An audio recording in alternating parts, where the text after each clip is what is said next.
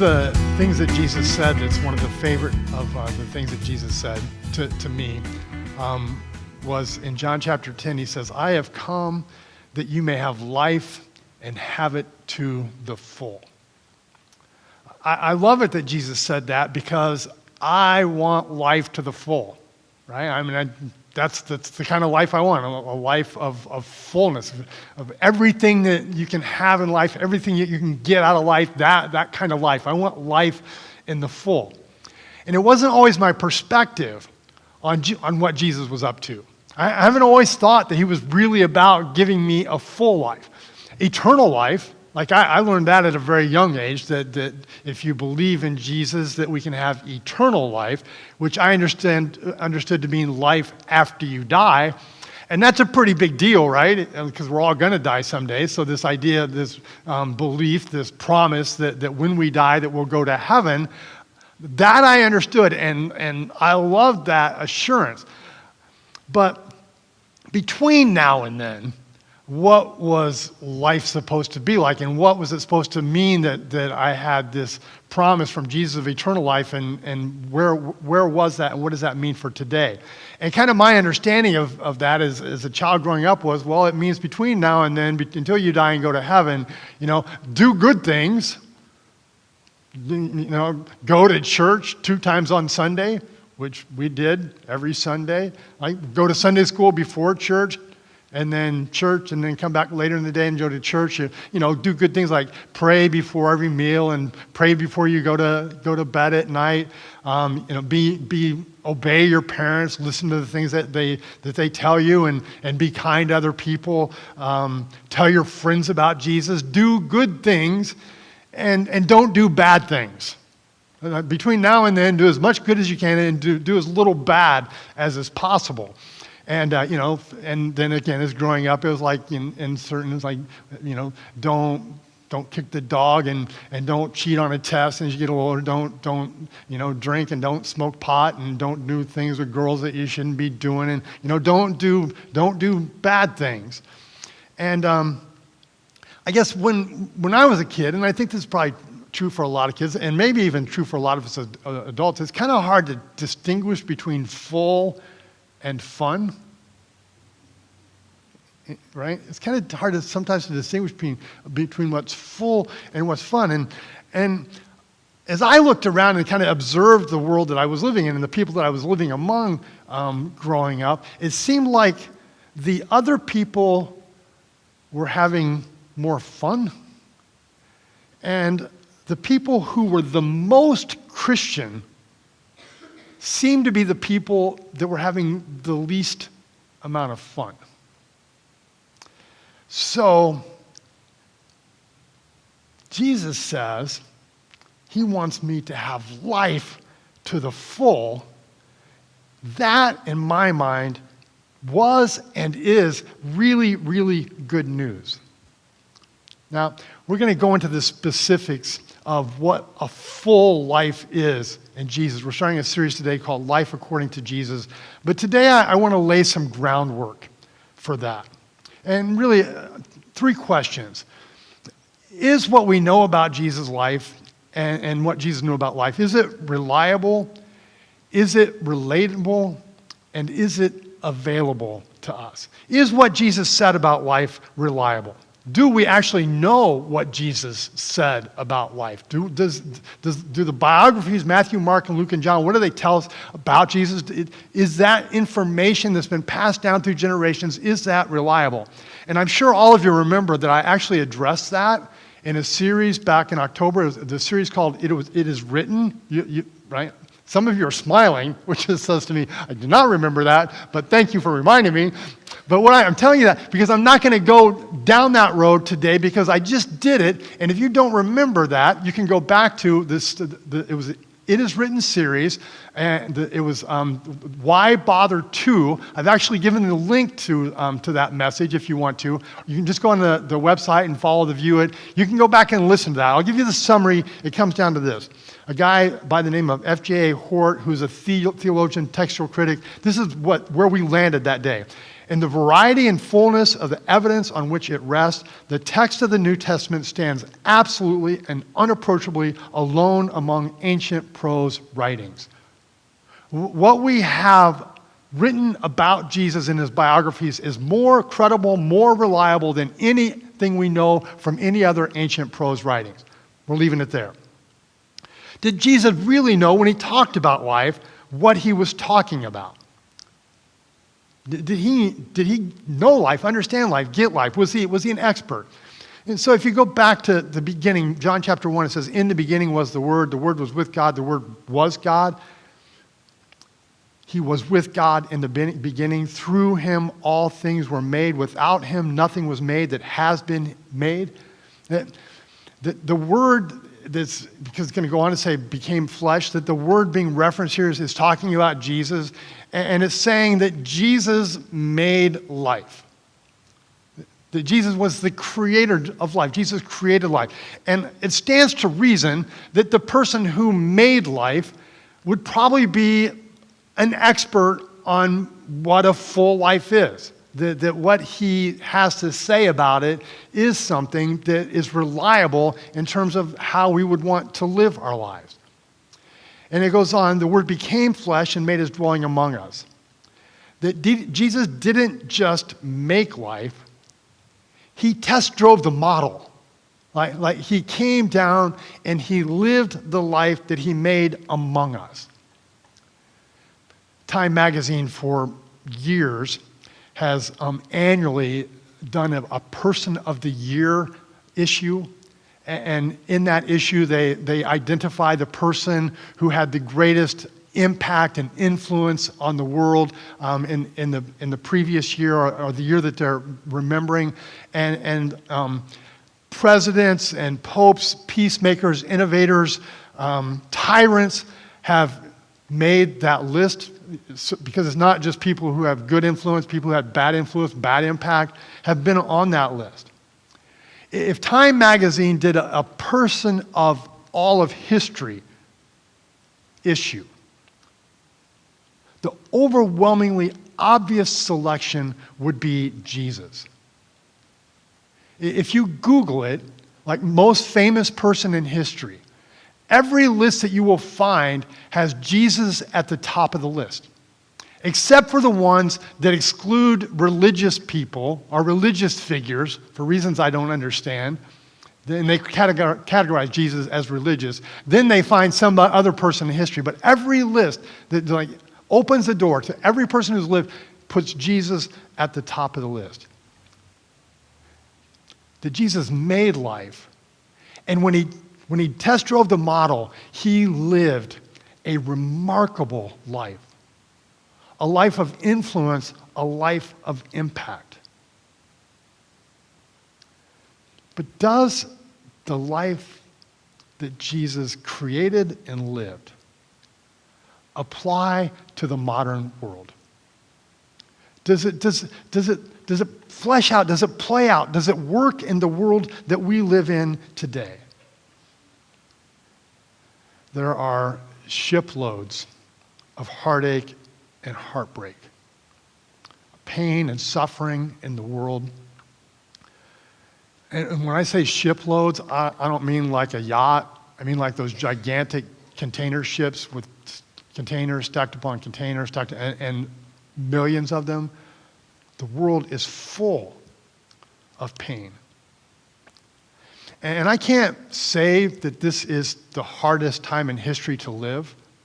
I mean, it's not new to history to have had a global pandemic. There's been many of them. It's not new in history to have wars happening all over the world. It's not new in history to have economic upheaval. It's not new in history to have injustice and division. Like the things that we're experiencing, a lot of them, they're not new.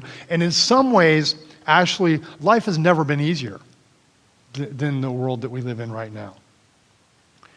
I remember, I'm old enough to remember the invention of the microwave, and like this revolutionary thing that was going to, make cooking so much easier and give us so much more time in our lives. And along the same line, my grandma's washing machine, you had to Before that, you had to like literally wash, but she had one that you had like a tub, and and then you had to take the clothes out and you had to run them through the wringer. The rinse cycle was the wringer.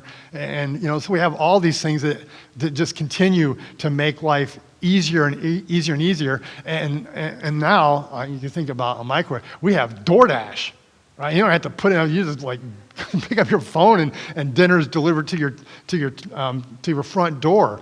And like shopping has never been easier. Going to Amazon, you can do it right now. It's a pretty good chance you could have it delivered, some things, by the time you get home. We can Google how to do anything. I mean, you can go on YouTube and remember you used to have to go to, if you wanted to do research, you had to go to a library and they had these stacks of encyclopedias and microfiche. Did anybody ever figure out how to find anything on microfiche films? Life in many ways has never been easy. In fact, we don't even need our remote anymore to turn our TV on. We have to ask Siri. We can turn the lights on. We just ask Siri. Life in so many ways has never been easier. And it's true also that in some ways, life in the world that we live in is uniquely hard. It's hard in ways that are different than before. We have all of the knowledge of history at our fingertips. We can access that knowledge faster than our brains can process it. And there's so much of it, so much content, so much information that it wearies the human soul more than we can bear. It gives us so many options that we become paralyzed by indecision.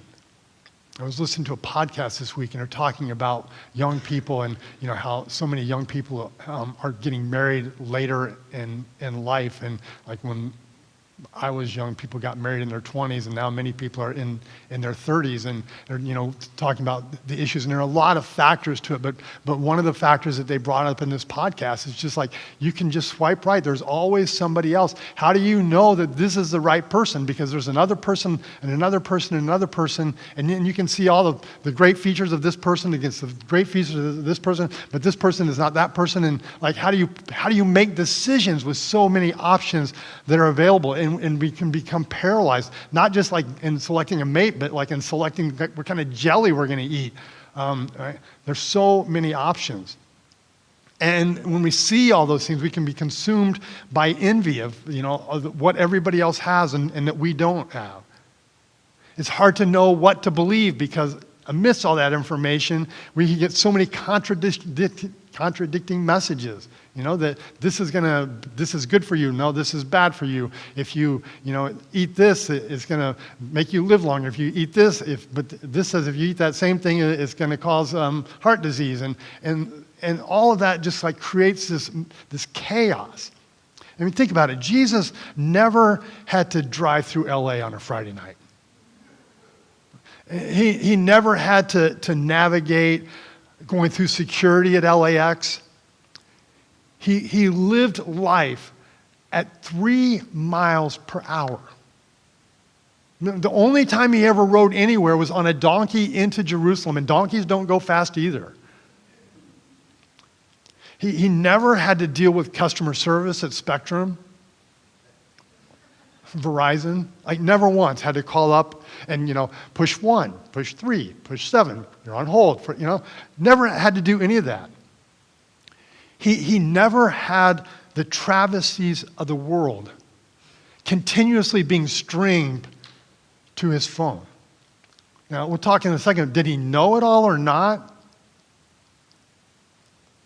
He didn't have to that world that he lived in and the life that he lived was not lived in the context of so many of the things that plague us in this world. Does Jesus' life, does it work here? Does it work now? Solomon wrote in the book of Ecclesiastes, chapter 1, it says, generations come, generations go, but the earth remains forever. The sun rises, the sun sets, hurries back to where it rises. The wind blows in the south, turns to the north, round and round it goes. All streams flow to the sea, yet the sea is never full. To the place the streams come from, there they return. All things are wearisome, more than one can say. The eye never has enough of seeing, nor the ear it's full of hearing. What has been will be again. What has been will be done again. There is nothing new under the sun. A lot of things come and go. A lot of changes come. But all of those things, beneath the surface, are challenging us in the same ways that the old stuff did. I mean, they all really come down to, can God be trusted? The things that he says? Or is this option a better alternative? All that's changed is the alternatives, not God's offer. Hebrews says we do not have a high priest, referring to Jesus, who is unable to empathize with our weakness, but we have one who has been tempted in every way, just as we are, yet he did not sin. Look at the fruits and the roots of the things that plague our world. Power, greed, selfishness, shame and blame, political corruption, division, epidemic of loneliness, mental health crisis, anxiety, depression, discontent, hopelessness, rejection, and the list goes on. The ways that those things manifest might be different, but Jesus had a ton to say about the roots of all of those issues. Jesus is a reliable source, created life, he lived life. It does matter, it does play out, it does work in the world that we live in today. The third question is Jesus' life available to us? Or did Jesus have a cheat code? So I got Ron, did we get the video? I didn't even check with you. Okay, a little video here, cheat codes.